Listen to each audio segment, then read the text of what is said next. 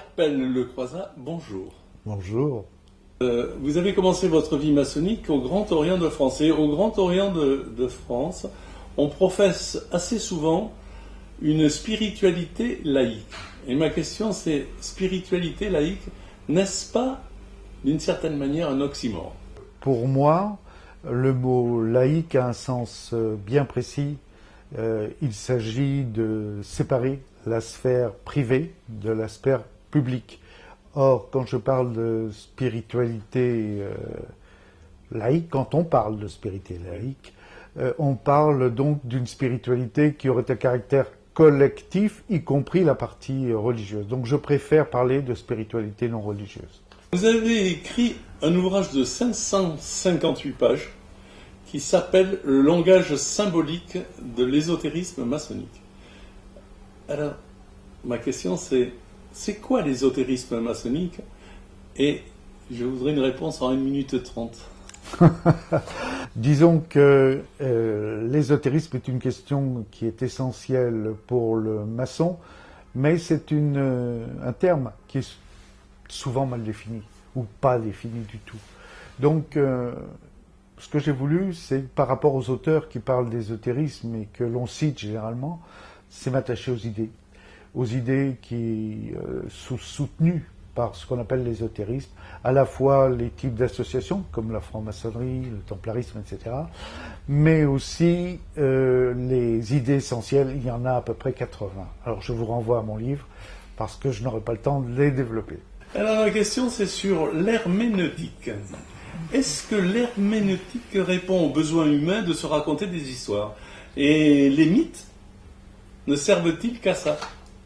L'herméneutique est un besoin pour l'homme de donner un sens à sa vie. Il va le rechercher dans les sciences, il va le rechercher dans la philosophie, il va le rechercher aussi dans d'autres domaines qui sont plus anciens comme les mythes. De toute façon, qu'il s'agisse de sciences, de philosophie ou d'autres éléments comme les mythes, l'homme a besoin de se raconter des histoires, c'est-à-dire de trouver ce fameux sens qu'il a en soi, qu'il poursuit, avec des valeurs qui les supportent, mais pour cela, il a besoin de faire appel à des associations, des conceptions religieuses ou autres, auxquelles il va se référer. Et oui, les mythes sont nécessaires à l'homme pour structurer son existence, pour vivre ses valeurs, mais avant de les vivre, il faut les connaître. Vous avez fait dans votre ouvrage un listing des 20 ritem pour le rite écossais ancien accepté. Alors, je ne vais pas vous demander de les lister, on les trouvera dans l'ouvrage, mais la question générale qu'on pourrait se poser, c'est quels sont les buts du rituel? Les buts du rituel, dans ces différents ritem, c'est-à-dire des séquences du rite, qui sont significatives, ces séquences ont pour objet essentiellement de promouvoir certaines idées dans l'esprit de celui qui va vivre son initiation, qui va vivre le rituel. Et ces idées sont architecturées entre elles. Il y a une chronologie qui est logique et qui correspond à une démarche de sens, on y revient, à une démarche de sens que celui qui vit le rituel va s'absorber, va ingérer pour véritablement aller plus loin dans sa démarche. Moi, je regarde mon smartphone 1 heure par jour. Et je me demande si je ne suis pas un malade du numérique. Et est-ce que votre définition des êtres virtuels non identifiés, est-ce que j'en fais pas un peu partie? Et j'aimerais que vous m'en disiez un petit peu plus sur les êtres virtuels non identifiés. Pourquoi je me suis intéressé à ce thème? D'abord, qu'est-ce que c'est? Il s'agit de l'étude de tous les types d'hommes ou de femmes qui sont hors normes.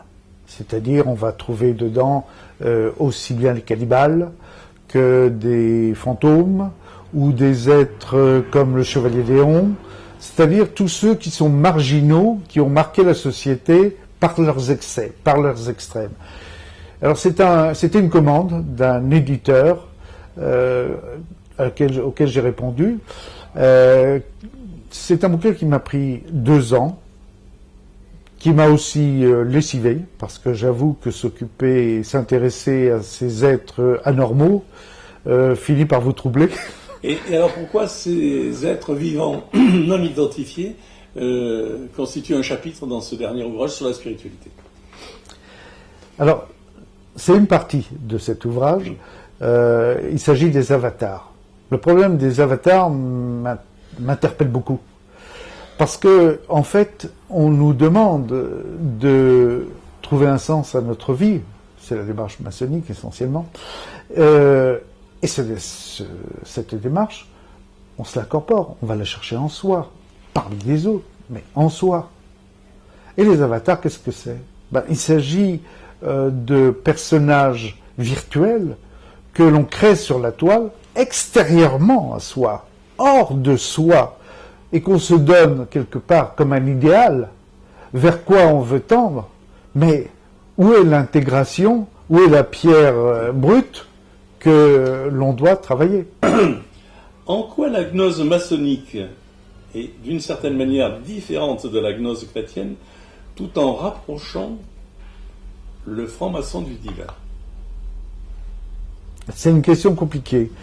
Elle est différente à certains degrés. Je ne peux pas trop en parler car il s'agit de haut grade. Je pense plus particulièrement, je cite la référence, 28e degré, qui touche à la fois à une gnose antique, antérieure à la période paléo-chrétienne, mais qui incorpore bien sûr des éléments de cette période et d'après. Quant au divin, je le définis d'une manière plus large. Le divin vient du terme générique d'Eil, une racine indo-européenne, qui définit ce qui brille, ce qui a un éclat, donc autrement dit la lumière. Et cette notion de divin, sans pour autant spécifiquement faire référence à la gnose, incite à réfléchir à cette notion de lumière que nous abordons dès le premier degré.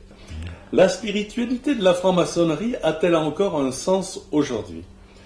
Est-ce une interrogation inquiète ou une conviction positive? C'est plutôt une conviction positive car je suis persuadé que la spiritualité maçonnique n'a jamais été aussi nécessaire qu'aujourd'hui.